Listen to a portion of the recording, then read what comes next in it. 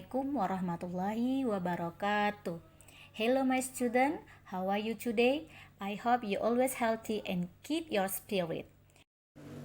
So, we learn in chapter 4 in KD 3.4 about analytical exposition text. After learning these materials, students are able to distinguish the social function, structures of the text, and language features of analytical exposition text, either spoken or written, that involves giving and asking information related to actual issues according to the context of use. Jadi sekarang kita berada di chapter 4 di KD 3.4, yaitu materinya tentang analytical exposition text. Jadi nanti setelah kamu mempelajari tentang text analytical exposition text ini, kamu harus mampu membedakan fungsi sosial, struktur teks, unsur kebahasaan dari analytical exposition text, baik lisan maupun secara tulisan. Termasuklah di dalamnya bagaimana cara memberikan dan meminta informasi yang berhubungan dengan isu-isu yang aktual menurut konteks yang digunakan. Sebenarnya di chapter 4 ini, di analytical exposition text ini ada banyak tujuan pembelajarannya. Namun di sini Mem hanya membatasi di satu tujuan pembelajaran saja. Tujuan pembelajaran lainnya nanti akan kita bahas di pertemuan selanjutnya. Karena di hari ini kita hanya membahas tentang fungsi sosial, struktur dari teks, dan unsur kebahasaan saja. Before I teach you, you must listen carefully and prepare your English book, your notebook, and your stationery. Happy learning! Today, I will teach about analytical exposition text. What is the meaning of analytical exposition text? Anybody knows? So, the definition of analytical exposition text is a text that elaborates the writer's idea about the phenomenon surrounding. Jadi, teks analytical exposition itu adalah teks yang menguraikan ide si penulis tentang fenomena yang terjadi di sekitar kita.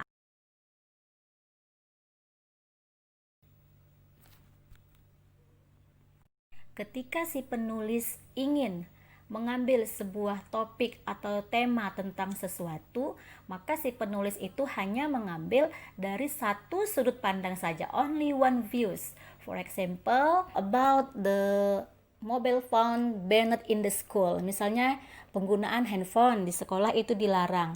Berarti dia hanya mengambil sudut pandang dari kenapa dilarangnya handphone itu dibawa ke sekolah, apa dampak negatifnya. Di sini tidak boleh lagi mengambil dampak dari sisi positifnya. Jadi si penulis ini melihat atau memberikan argumentasinya nanti berdasarkan apa yang sudah dia teliti, apa yang sudah dia amati menurut pikiran or based on the idea of the writers. The function of analytical exposition text is to persuade the reader that the idea is important matter and to analyze the topic that the thesis or opinion is correct by developing an argument to support it.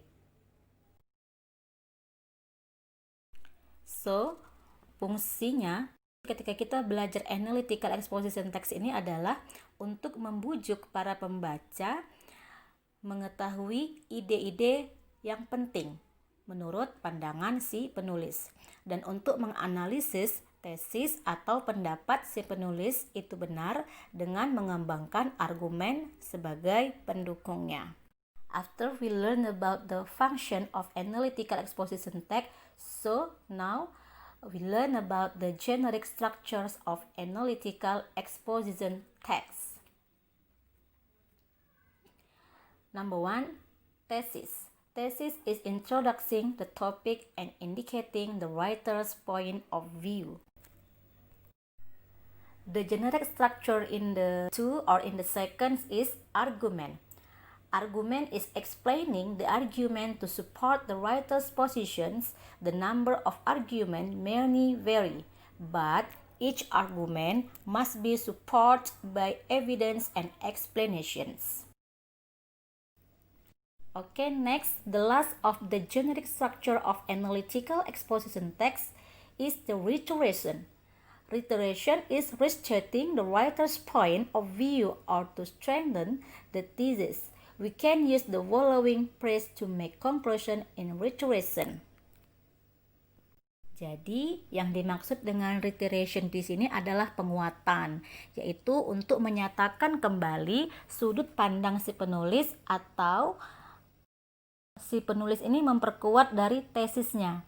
Jadi kita bisa menggunakan frase berikut untuk membuat kesimpulan dalam reiteration.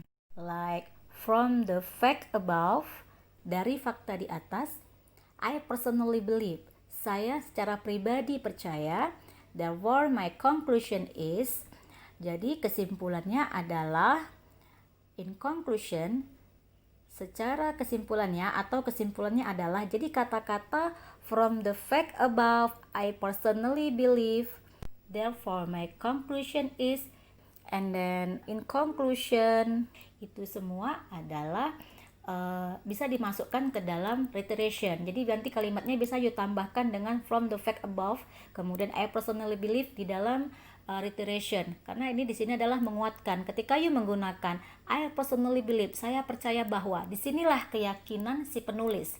Ya, disinilah keyakinan si penulis terhadap sebuah argumen atau masalah atau topik yang beliau buat.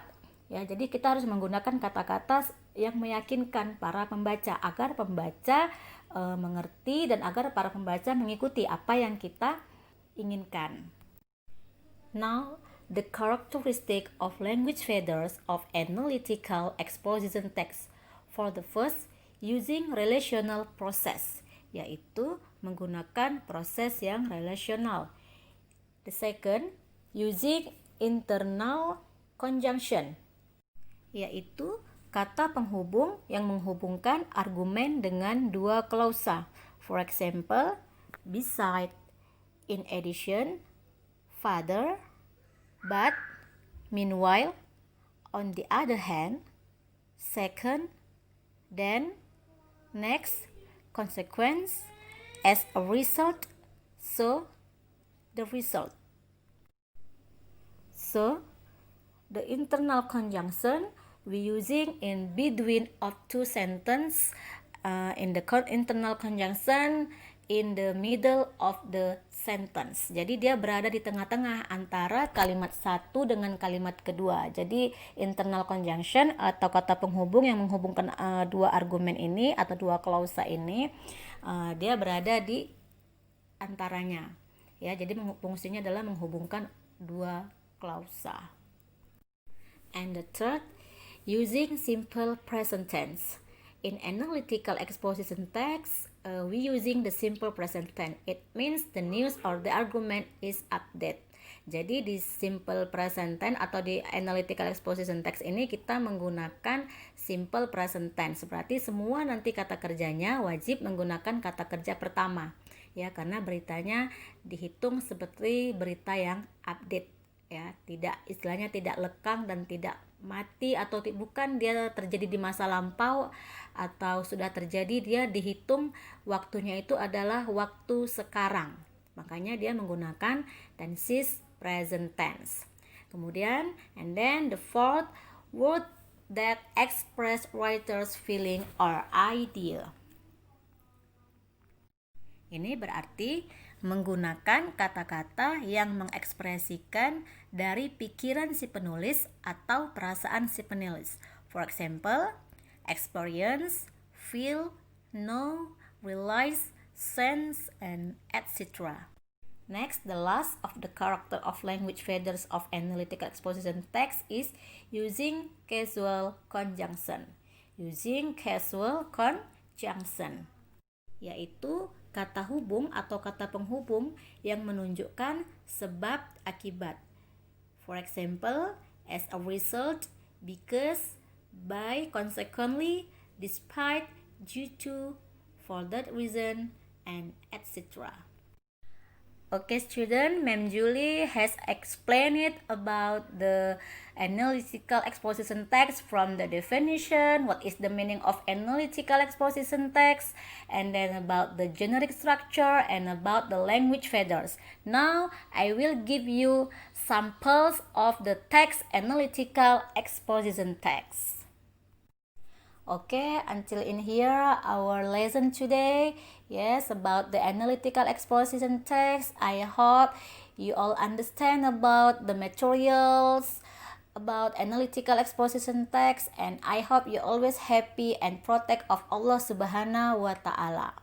Okay, see you again and thank you. Assalamualaikum warahmatullahi wabarakatuh.